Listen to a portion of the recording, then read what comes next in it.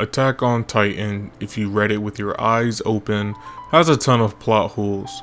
Albeit it is primarily because of 139, this series is astonishingly terribly written. We will dive into these inconsistencies which form such a terribly written narrative. My definition of a plot hole will be fairly loose for this video.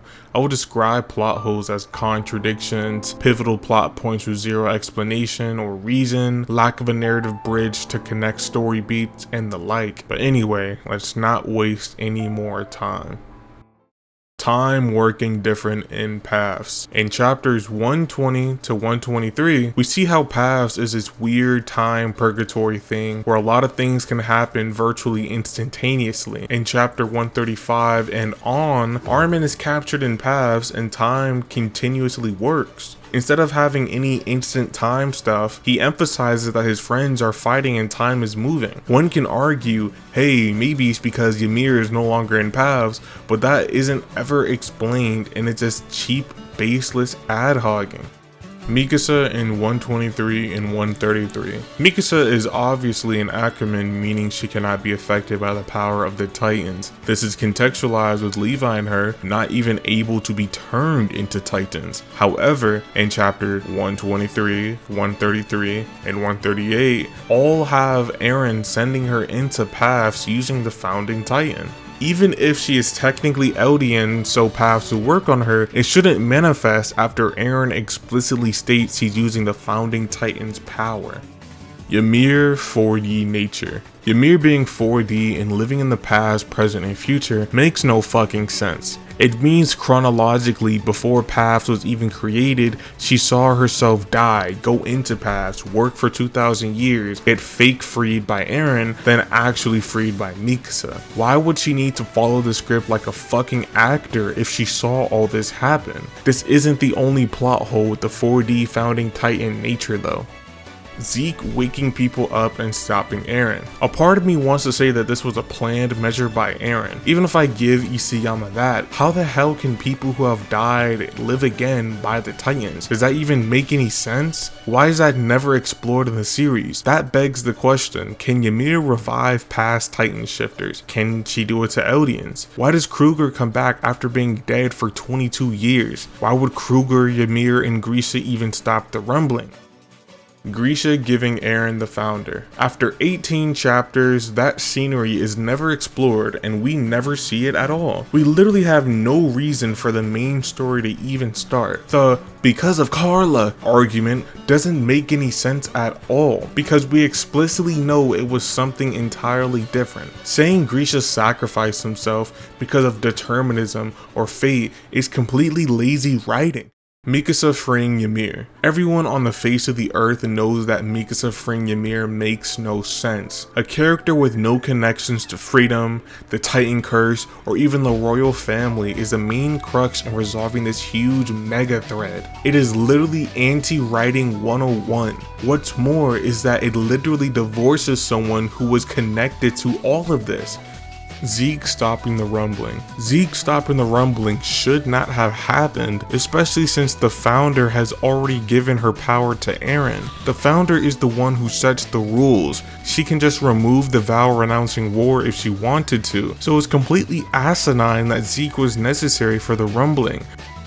Falco turning into a bird. The explanation for this, as well as the convenient timing of it all, is beyond fucking contrived. If there was a bird titan in the past, why was that just lost to time? Why does Marley not know? Why has Marley not experimented with Zeke's abilities? How is Falco able to control his titan on the second transformation when that is completely unheard of? This is literally the apex of plot convenience that breaks the mechanics of the Titan powers entirely.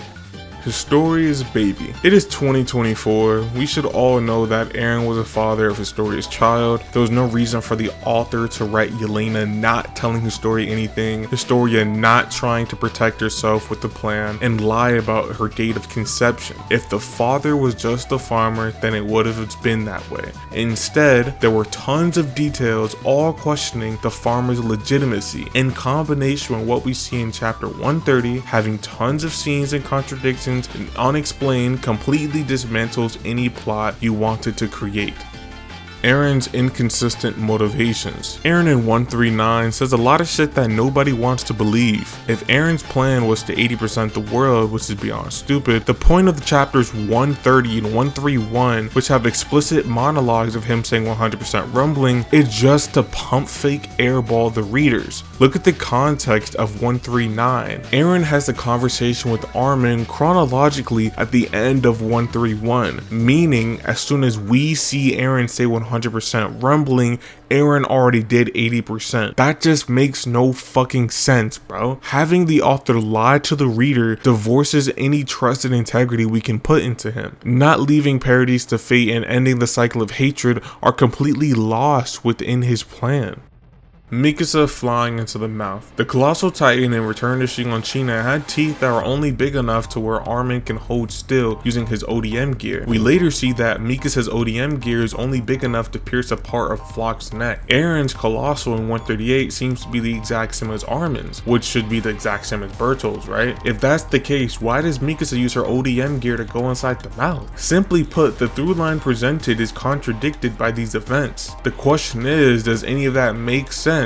Evidently, no it does not. Barely able to pierce someone's neck to flying inside the teeth of a Titan is an insane gap. We are already aware of different retcons and plot holes with the Colossal Titan from chapter 1 and 4 to chapters 82 and 96. It just makes sense that he just had to revise this again.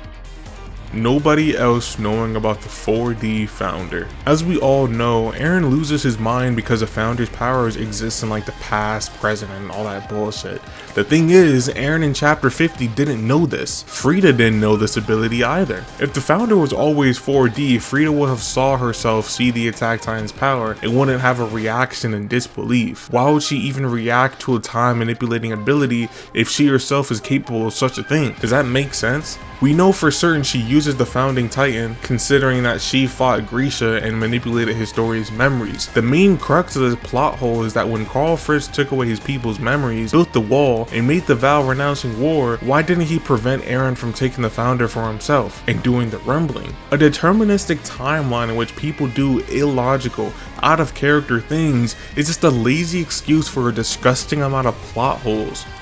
John saying Sasha and Hans, but not Marco. If we know for certain that dead people were seen by John, Connie, and Levi, this cannot be just a fun little coinky dink. If Eren was somehow able to make a bird wrap the scarf around Mikasa, why can't he show the dead people their friends? We already know that magically people can be brought back using the Titan or whatever. What's to say that Eren didn't do anything? And naturally, this runs counter to what he said in the same chapter about how he doesn't know what's going to happen after his death, but we can rationalize with some bullshit like how most AOT enjoyers do.